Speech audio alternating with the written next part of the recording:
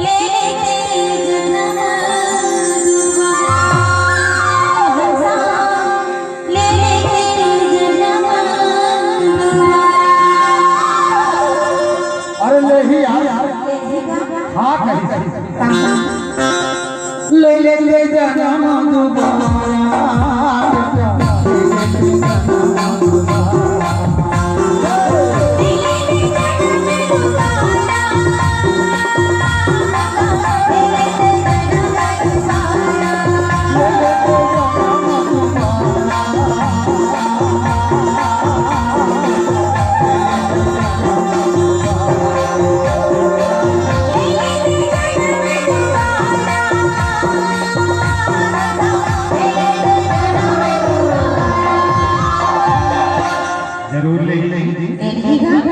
जन्म परिवार बसे परिवार बसे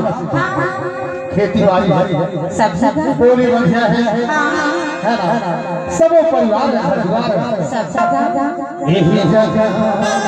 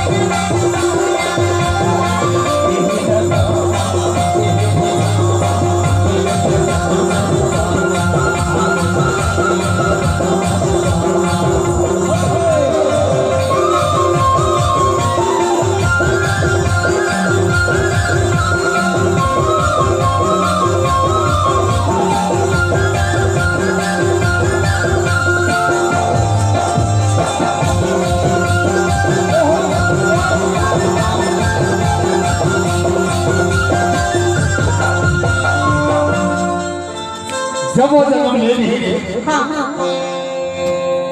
तो जेखर गोद में जन्म नहीं ना तो मन का करे जाएगा अरे हमारा जी आई सेगा तो जीवन में कैसे करे जाएगा कैसे गोदी मम्मा को बोलो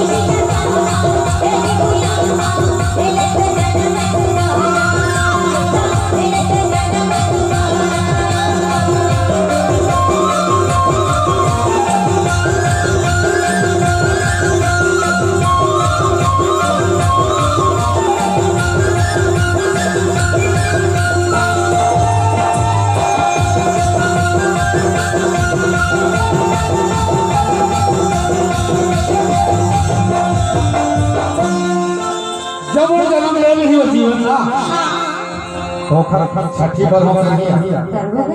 वो में कितना खुशी है ना और का गीत गाए जाए ये मजा ले और मजा ले नया